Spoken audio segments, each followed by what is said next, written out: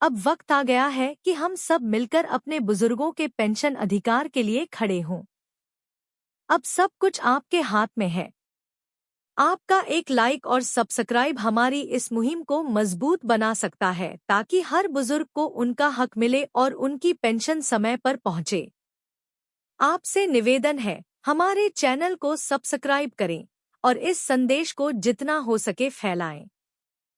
1 million likes का हमारा लक्ष्य आपके सहयोग से ही पूरा हो सकता है। अब आपकी छोटी सी मदद लाखों जिंदगियों में बड़ा बदलाव ला सकती है। आइए साथ मिलकर एक नई शुरुआत करें। ईपीएस 95 में 9 गुना बढ़ सकती है मिनिमम पेंशन। पेंशनर्स की मांग होगी पूरी। देखें, ईपीएस 95 में 9 गुना बढ़ सकती है मिनिमम पेंशन। क्या कर्मचारी पेंशन योजना एम्प्लॉय पेंशन स्कीम में न्यूनतम पेंशन बढ़ने वाली है?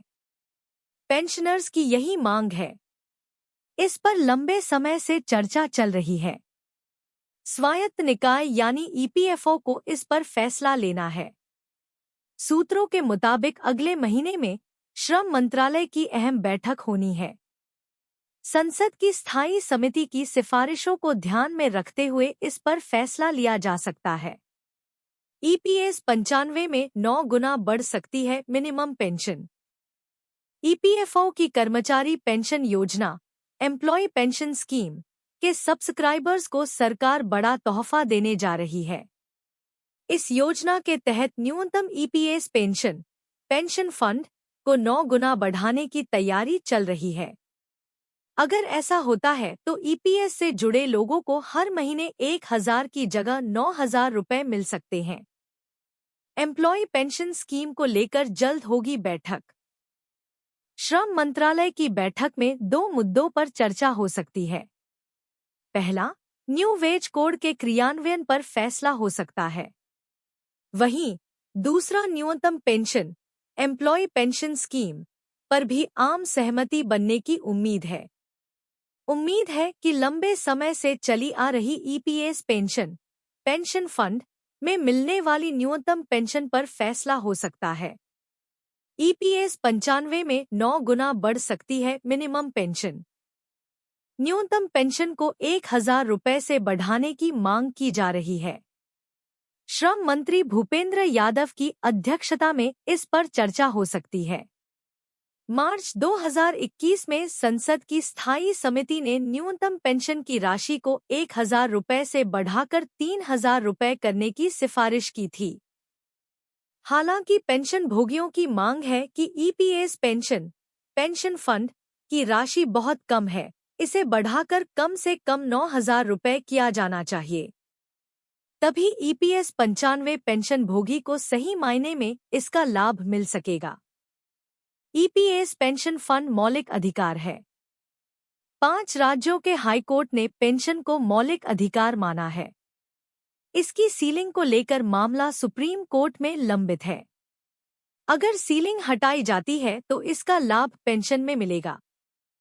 हालांकि मांग है कि ईपीएस पेंशन फंड कर्मचारी के रिटायरमेंट से ठीक पहले की आखिरी सैलरी के हिसाब से तय की जाए। श्रम मंत्रालय इस मुद्दे पर विचार कर सकता है। क्या है एम्प्लॉय पेंशन स्कीम?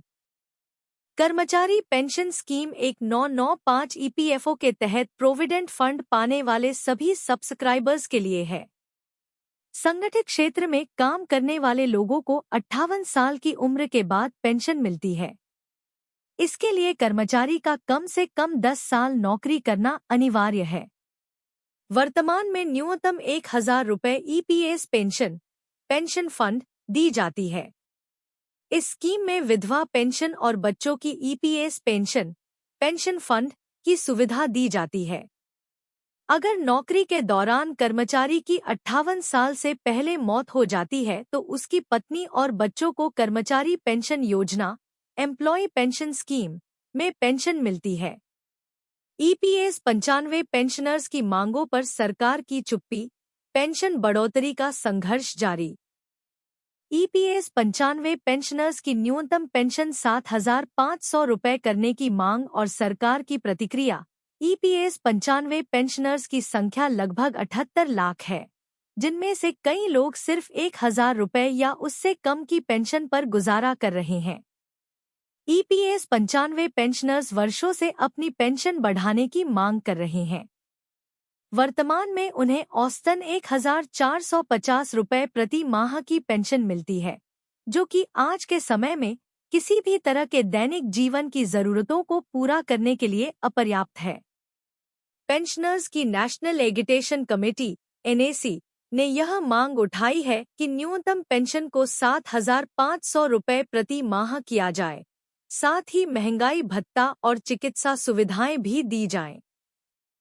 यह मुद्दा लंबे समय से उठाया जा रहा है, लेकिन अब तक सरकार से ठोस प्रतिक्रिया नहीं मिल पाई है। न्यूनतम पेंशन की मांग। ईपीएस 95 पेंशनर्स की संख्या लगभग 78 लाख है, जिनमें से कई लोग सिर्फ 1,000 रुपये या उससे कम की पेंशन पर गुजारा कर रहे हैं। एनएसी के अध्यक्ष अशोक राउत ने कहा कि सरकार से कई बार मुलाकातों के बावजूद कोई ठोस कदम नहीं उठाया गया है। हाल ही में केंद्रीय श्रम मंत्री मनसुख मंडाविया ने पेंशनर्स को आश्वासन दिया था कि सरकार उनकी मांगों को ध्यान में रखते हुए निर्णय लेगी, लेकिन अभी तक कोई ठोस घोषणा नहीं हुई है। पेंशनर्स की नाराजगी।